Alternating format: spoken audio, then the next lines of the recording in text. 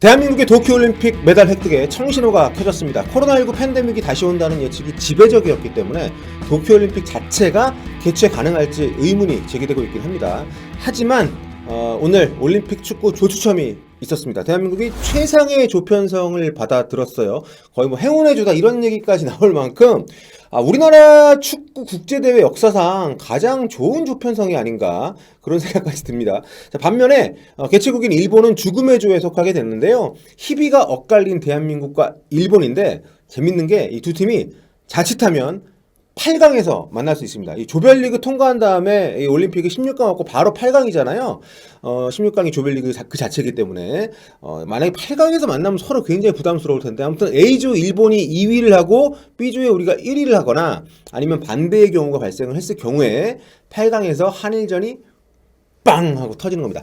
자, 조편성 간단히 살펴보도록 하겠습니다. 먼저 이번 조편성에서 우리는 그 톱포트, 그러니까 시드국의 영예를 드렸습니다. 시드를 받았어요. 우리나라가 이제 올림픽 축구는 꽤 하지 않습니까? 네, 최근 5차례 올림픽 본선 성적에 대륙별 예선 우승팀에게 보너스 점수를 매기는 방식으로 포트를 이렇게 구분을 했는데 여기에서 대한민국이 일본, 또 브라질, 아르헨티나와 함께 최상위 평가를 받아서 시드 배정을 받았습니다. 자, 그래서 같이 일반 포트에 속하게 된 이제 개최국 일본은 뭐 어차피 같은 대륙이니까 어차피 안 만나는 팀이고 브라질하고 아르헨티나가 일본 포트에 같이 들어온 게 이게 굉장히 신의 한 수입니다. 예, 아주 괜찮은 거죠. 왜냐하면 남미 둘 다 우승 후보인 전통의 어느 대회 나가도 브라질하고 아르헨티나는 우승 후보이기 때문에 게다가 남미에서는 이번 대회 두 팀밖에 안 나와요. 그러니까 브라질, 아르헨티나하고 우리가 같은 포트에 속하게 되면서 남미 팀은 아예 만날 일이 없게 된 겁니다. 조별리그에서는. 그렇게 해서 이뤄진 조추첨 이제 포트별로 우리가 이제 약체로 꼽히는 팀들을 만나게 됐습니다. 포트별로 좀 더 살펴보면 2번 포트에서는 이제 우리가 이제 온두라스를 데려왔고 3번 포트에서는 뉴질랜드를 데려왔고요. 마지막 4번에서 루마니아가 왔어요. 이게 대단한 게 포트별로 가장 그래도 우리가 해볼 만한 상대들하고 만난 겁니다. 2번 포트에서는 이제 유럽 팀이 독일하고 스페인 두 팀, 그리고 또 토너먼트 강자인 멕시코가 있었는데 이 세 팀을 샤샤샥 피해가지고 북중미 예선 2위인 북중미 두 팀 나왔어요. 멕시코하고 온두라스 2위인 온두라스를 이제 만나게 됐다는 거. 물론 온두라스가 좀 만만하게 볼 팀이 아니고 우리가 당장 2016년 브라질 올림픽 때 손흥민 선수를 울렸던 바로 그 팀 아닙니까? 우리가 8강에서 정말 경기 압도를 했는데 그 역습 한 방 맞고 졌잖아요. 뭐 이래저래 좋네요. 그때 원수도 갚고 좀 그래도 좀 해볼 만한 상대들이 많았다는 점에서 3번 포트를 봐도 3번 포트가 이제 아프리카 세 팀 그리고 오세아니아에서 올라온 뉴질랜드 이 구성이거든요. 근데 여기서 아프리카 팀들이 어떤 체격적인 물론 우리가 아프리카를 상대로 월드컵에서는 잘했습니다만 연령별 대회에서는 쉽지 않거든요. 그렇기 때문에 좀 이 팀들 대신에 뉴질랜드를 만난 거 전 나쁘지 않다고 봅니다. 4번 포트가 대박인데요. 4번 포트에서 이제 호주하고 사우디아라비아는 어차피 아시아니까 어차피 안 만납니다. 그러니까 우리가 만날 상대가 프랑스 아니면 루마니아였어요. 50대 50인 거죠. 근데 여기서 프랑스, 그러니까 유망주들이 질비하고 굉장히 좀 선수풀도 많은 프랑스가 아니라 루마니아를 만났다는 거 상대적으로 좀 다행이다 이렇게 볼 수가 있을 것 같습니다.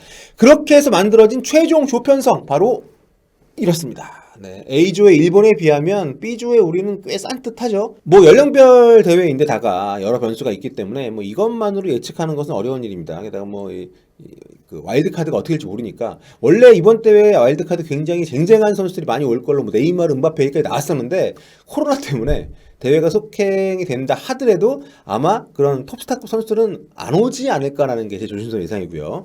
자, 아무튼 뭐 딱 보니까 그래도 좀 뭔가 기분이 좋아지는 이번에는 경우의 수가 없지 않을까 이런 기대를 하게 하는 그런 조편성입니다. 일본은 남아공, 멕시코, 프랑스, 우리는 뉴질랜드, 온두라스, 루마니아. 누가 봐도 우리가 좀 더 낫죠. 네.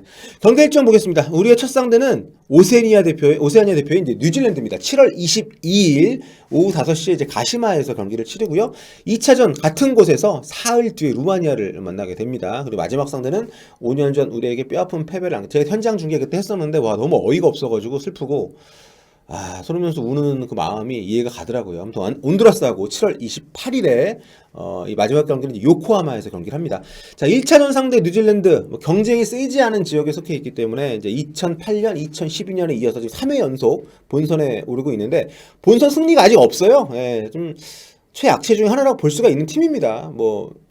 이 본선에서 약한 팀이 어딨냐라고 우리가 흔히 얘기를 할 수 있습니다만 6경기를 치러가지고 2무 4패 골도 2골밖에 못 넣고 있습니다. 2차전 상대인 루마니아 같은 경우에는 유럽 예선에서 4위로 턱걸이 진출한 팀이긴 한데 올림픽 본선 진출도 이제 도쿄올림픽만 2연속입니다. 이게 무슨 소리냐면 1964년 옛날 도쿄올림픽 이후로 한 번도 올림픽 못 나오다가 이번에 또 이제 나온 거예요. 이제 1964년 전이니까 10년 전이죠. 이때 올림픽 본선에서 5위를 했었는데 그 뒤로 처음 나오는 겁니다.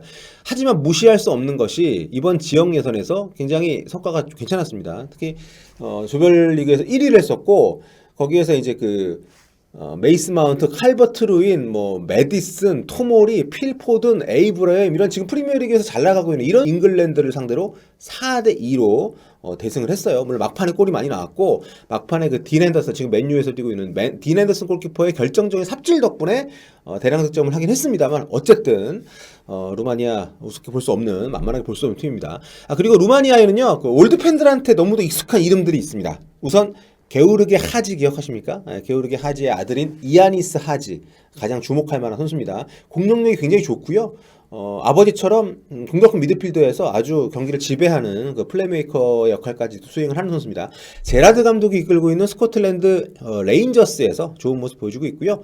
그리고 이 팀에 헝가리 축구 영웅이죠. 손흥민 선수가 상을 받기도 했던 그 분의 이름을 기린 상을 푸스카스 선수가 있습니다. 그러니까 이 헝가리 축구 영웅인데 푸스카스 레전드는 이 팀에 있는 푸스카스는 루마니아 선수인 거죠. 자, 마지막 상대인 온두라스, 북중미 예선 거쳐서 올라왔는데 성적이 재밌습니다. 5경기에서 2승 3무를 했어요. 결승전에서 이제 1대1로 비긴 이후에 멕시코한테 승부차기를 줬는데 또 우리가 지난 대회 때 당해봤죠. 끈끈하고 조직력이 괜찮은 팀인데 당연히 쉽게 볼 상대가 없는 올림픽 본선이기도 합니다만 아무튼 온두라스가 우리가 포트에서는 그나마 좋은 배정이라고 말씀을 드렸습니다만 결코 안심할 수가 없는 상대입니다. 우리하고 올림픽 대표팀 상대 전적은 1승 1패로 기록이 되어 있네요. 자, 우리 대표팀 조별리그 통과를 하게 될 경우 앞서 말씀드린 것처럼 이제 일본하고 만날 가능성이 좀 있고요. 일본하고는 이제 8강에서 안 만나면 결승이나 3, 4위전에서 이제 만나게 되는데 아무래도 좀 껄끄러운 상대니까 일본이 이번 대회 금메달 굉장히 좀 많이 오랜 시간 공을 들여왔고 지난 아시안 게임 때도 얘네들이 좀 어린 선수들 우리보다 어린 선수들 위주로 해서 결승까지 왔잖아요. 왜냐하면 자카르타 아시안 게임보다 자카르타 아시안 게임을 이번 도쿄올림픽의 어떤 리허설로 치렀기 때문에 지금 이 나이에 해당하는 선수들, 그러니까 그때 기준으로는 두살 어린 선수들로 해서 나왔기 때문에 좀 만만치가 않아요. 가급적 피하면 좋겠고 개인적인 생각은요. 어차피 우승이 목표라고 볼 수 있으니까 어디서 만나든 상관이 없을 수도 있는데 현실적으로는 일단 우리가 지금 동메달이 목표 아닙니까? 병역 생각을 안 할 수 없으니까. 그래서 좀 8강을 일단 거쳐서 올라가야 되기 때문에 그렇다고 누굴 만나든 만만하겠습니까만 올림픽 본선이 이제 석 달 딱 남았습니다. 올림픽이 예정대로 개최가 된다면 선수 명단이 미리 결정이 될 필요가 있을 거예요. 현재 가는 선수단은 다 백신을 맞고 가는 걸로 제가 알고 있거든요. 2014년 브라질 월드컵 때 풍토병 예방주사 늦게 맞아가지고 선수들이 현지 가서 엄청 고생했다는 얘기를 많이 알고 계실 텐데 이거 좀 미리 좀 가는 선수들 추려가지고 아마 준비시켜야 될 것 같다는 생각이 들고 만약에 저도 현지 중계를 가게 되면 저도 맞고 가야 되는 걸로 알고 있는데 시간이 지금 2번 맞아야 되잖아요. 예방주사, 백신 주사 같은 경우에 선수단 준비 좀 잘 해야 될 것 같은데 이번에는 그런 미리미리 타임맵을 잘 짜가지고 타임라인 잘 짜가지고 준비를 잘 해서 경기 외적인 부분에서는 정말 하자가 없는 문제가 없는 그런 어떤 김학범 지금 김학범 감독님이 준비를 잘 해왔잖아요. 우리 이번 예선도 1위로 통과를 해서 좀 본선 티켓을 따냈고 선수들도 굉장히 좋은 선수들이 많기 때문에 이번에 기대가 됩니다. 정말 외신에서도 우승 예상을 한 것이 있던데 저는 정말 우승 이번에 노려볼 수도 있다고 생각을 해요. 또 와일드카드가 누가 궁금하긴 합니다만 그런 부분들은 차차 또 다음 시간에 얘기를 나누도록 하겠습니다. 여러분 지금까지 볼리TV였고요. 언제나 구독 감사드립니다. 네, 다음 시간에 뵐게요. 오빠.